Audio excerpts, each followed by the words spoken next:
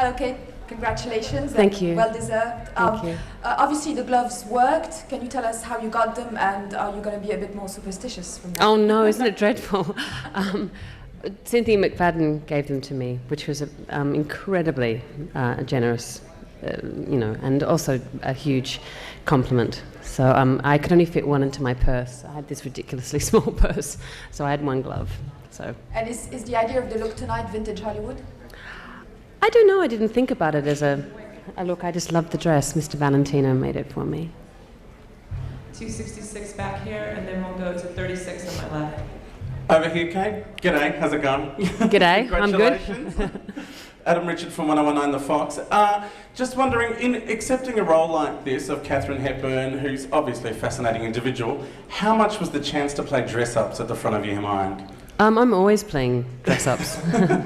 And I mean, through high school, I was always in men's clothes. That was what I went to Vintage Store to buy, men's suits. And I don't know whether it was necessarily inspired by Hepburn, but I definitely, when I was playing her, I felt more at home in the suits and the dresses. Yeah. I mean, but she rarely showed up to these events, and I think that the year she did, she was in men's dungarees. So I think ultimately our aesthetic is quite different. Well, you look absolutely gorgeous tonight as well. Oh, thank you. Anytime, love, anytime.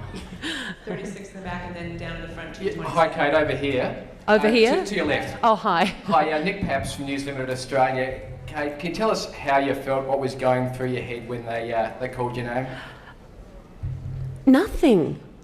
I went really blank. I think I'm still in shock. Because I just, so not a lot, just don't trip, probably. What does it mean to you? What does it mean to me? Coming from the Academy, it means an enormous amount. I said that they're so intimately, not only intimately acquainted with her work, but so many of the people in the Academy actually worked with her or knew her. And so having tried to sort of pay an homage to her work whilst also elucidate who she was as a human being, to have that recognised, the impossible nature of the task, in that you can't please everyone when you're playing everyone's favourite actress, means an enormous amount to me coming from the Academy. Thank you. 227 right down in front, then we'll go to 142. Hi, Ted from ETV. Congratulations. You did such a great job of channeling the independent Hepburn.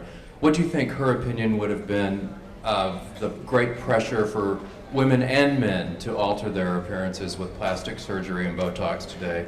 And what's your opinion?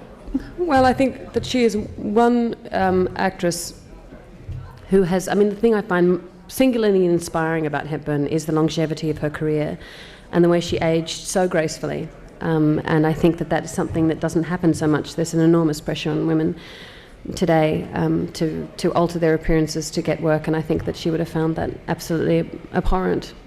And she was a very emancipated woman. Her mother was friends with Emmeline Pankhurst, so I think it was in her blood to be independent and an individual thinker, and I think that within the aesthetic homogeneity really that's around at the moment, I think that it's really important for women to claim their individuality.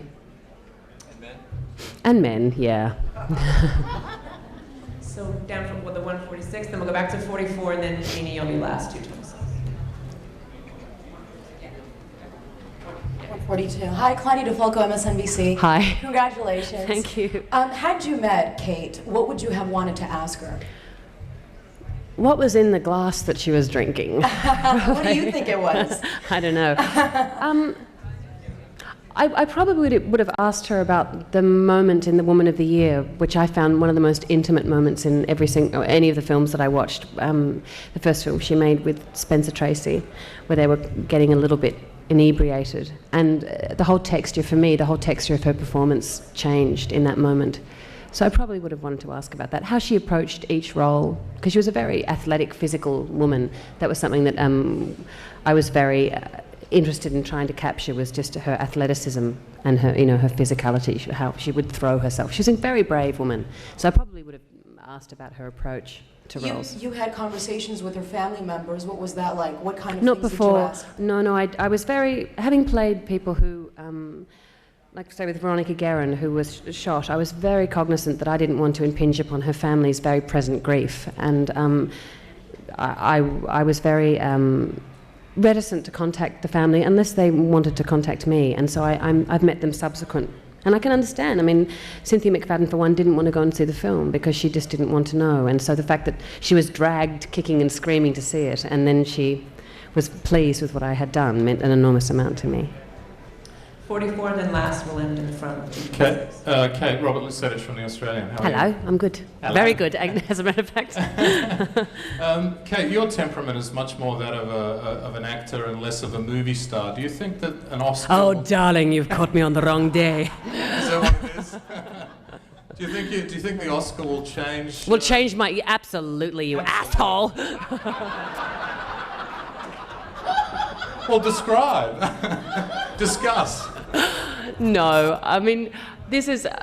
I was an actor who was trained at a theatre school, and theatre is my first love, so it was a real... The more films I make, the more educated I become in the medium, and certainly working with Martin Scorsese was an absolute minute-by-minute education, without him ever being grandiose about it. He's one of the most generous directors I've ever worked with.